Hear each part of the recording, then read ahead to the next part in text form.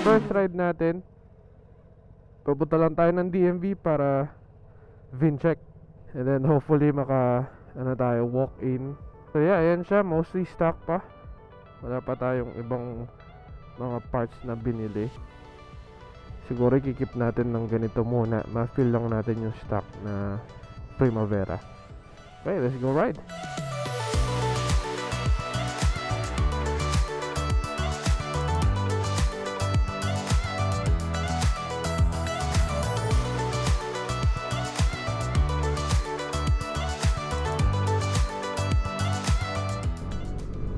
Sarap i-ride ng stock na Primavera.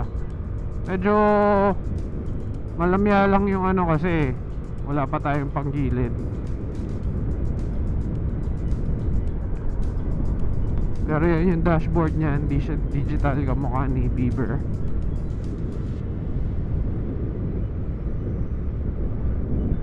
Kailangan pa pala natin iset yung orasan natin. Actually hindi ko tinest ride to nung nasa San Diego. Parang tinignan ko lang, inikutan ko lang one time and then nag make deal na tayo. Kasi hirap din na i-check lahat. Tapos nag-vlog tayo at the same time yung isa nating kasama nabudol din natin kumuha ng Vespa. So at least pagka nagde-date ride kami ni JM, meron na siyang option kung gusto niya mag 300 or 150. Ito naman ang purpose kung bakit natin kinuha to para meron siyang option kung gusto niya ng 300 or 150. Lalo na pag nakomportable siya. Nung pinapili ko siya, ano bang gagamitin mo? Si Bieber or si Mickey? Si Mickey daw. Si Mickey Mouse. Tahimik, oo. Medyo okay din yung ganitong tahimik. Ang wino-worry ko lang is hindi tayo naririnig ng mga kotse around us. Wow, ganda ng mga dahon. Tapos pag natuyo magkakalat sa daan. So itong Mickey Mouse Primavera natin, nakuha natin siya out the door parang 6,200 lang, $6,200. And then ito na yung last unit nila, Vespa Motorsports. Meron daw dumating na 3 the past 2 months yata. And then yung isang customer, 2 yung kinuha. Tapos ito yung pangatlo.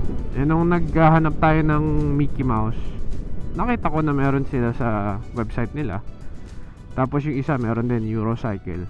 Pero kasi napakaganda ng trato sa atin ng Vespa Motorsports, kaya doon na lang tayo doon na tayo kumuha. Yung alam mo yung pag nagsha-shopping ka at home ka, napakadali nilang kausapin, kapag-transaksyon, casual lang. Saka yung mga tropa kasi natin, mga Sin City Vespa, alam na nila kung paano browse dun sa website. Kaya pagka may mga pinapakuhang parts, pinapasabay, ang dali lang. Sinesend ko lang yung picture or yung SKU number, dali nila mahanap.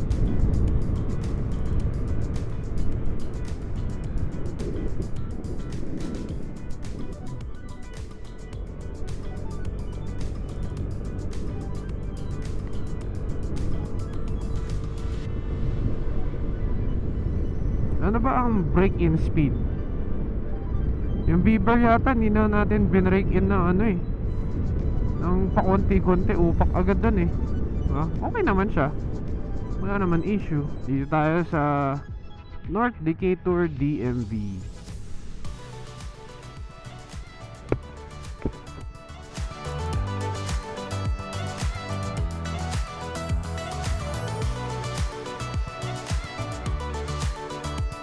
Excuse me, sir. Morning. Is there a walk-in? Oh, there's walk-in. Thank you, sir. Tama nga, guys. Walk-in siya. Hindi ako mag-walk-in dyan. Napakahaba ng pila. Ubos ang araw natin dyan.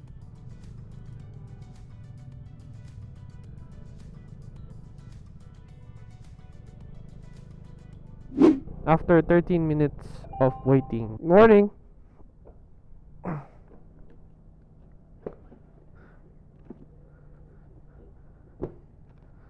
Eight miles. Yes. It's Mickey Mouse. Okay. Yun. So dito rin tayo nagpa-VIN check nung beaver natin. Nagka-issue lang yun sa beaver natin nun kasi nilagay nila motorhome instead of motorcycle. Siguro magkatabi lang sa selections yun sa system nila na mali ng click. So napa-VIN check na natin. Mas matagal pa yung hintay sa ginawa nila.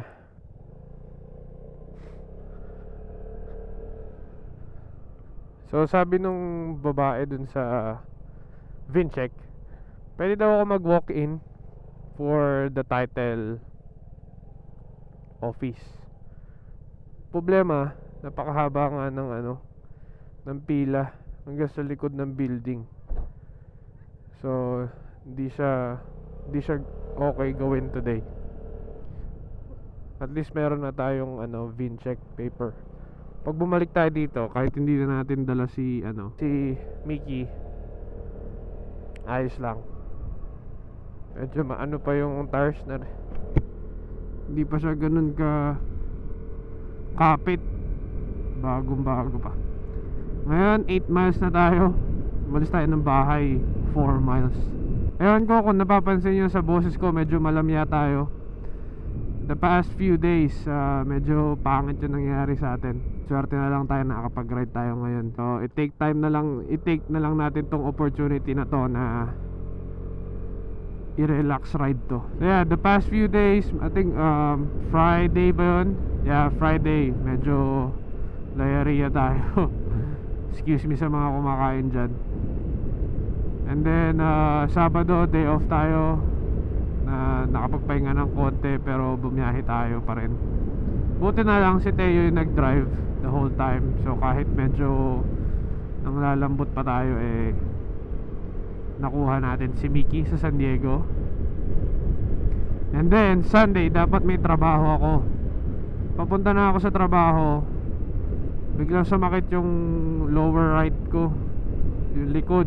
Akala ko nun yung sa injury ko sa likod, hindi naman. So sobrang sakit, nag-U-turn ako. Tinawagan ko agad fiancé ko si JM. Sabi ko tara na, punta tayo ER, magbihis ka. Kasi ganun siya kasakit, guys. Yung hindi ka na mag-iisip kung pupunta ka ba sa ER o hindi. Sabi ko wala, diretso na to ER. Hindi ko kayang pain meds. Kasi meron pang iba akong nararamdaman nung umaga na yun. So ayun, punta kami sa ER. Dinaanan ko lang siya, hindi na nga siya masyado nakapag-ayos. Nag-sweater lang, tapos yun na, good to go na. Kasi talaga sinabi ko, sobrang sakit talaga. Actually yung drive, simula ko nasan ako nun, which is siguro 2 blocks away, hanggang sa bahay, namimilipit na ako sa kotse. Kung ka na, yung nilalamig, pinagpapawisan ka na, sobrang sakit. So pagdating namin sa ER, check lahat yung vitals mo, ganyan, blood work, nilagyan ako ng IV, tapos CT scan tayo. Ayun, nakita kung anong problema. Meron tayong kidney stones. Di na tayo bumabata, naglalabasan na yung mga problema natin. Kaya dapat talaga healthy talaga kahit anong age yan discipline sa pagkain tsaka exercise. So anyways, yun na nga, kidney stones. Buti na lang, size ng bato hindi malaki, di kailangan buksan yung kidney natin. Tsaka lang, parang isa lang nata, or ewan ko, dalawa, ewan ko, konti lang siya. So maliit lang daw siya. Binigyan lang ako ng gamot, tapos sabi ng doktor, ilalabas mo na lang yan. Sabi niya, inom ka ng tubig lagi para mailabas mo. Di siya ganun ka laki para i-shockwave and para buksan ako, which is good thing. diba?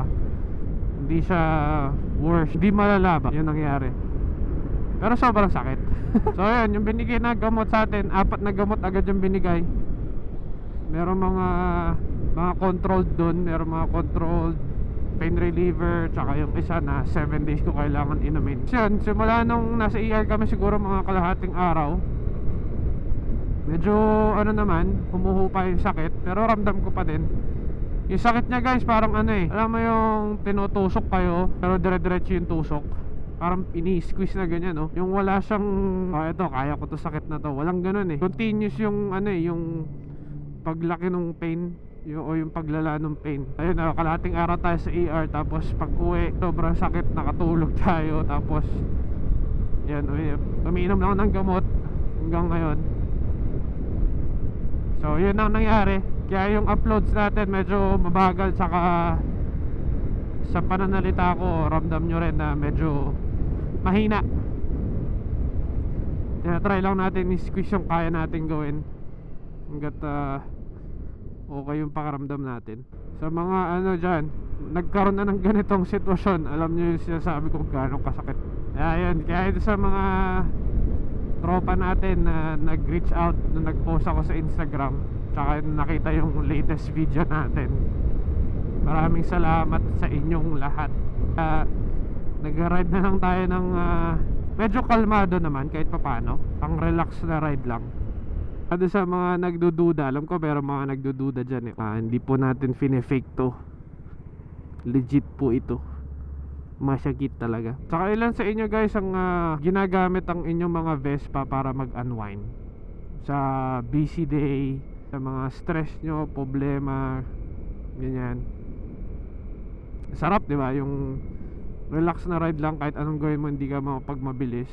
Ako ganun ang medyo nangyayari sa akin simula nung nagkaroon tayo ng Vespa malaking bagay, nakatulong din kasi kung gusto mong mabilis ang ride lang na pampahangin lang.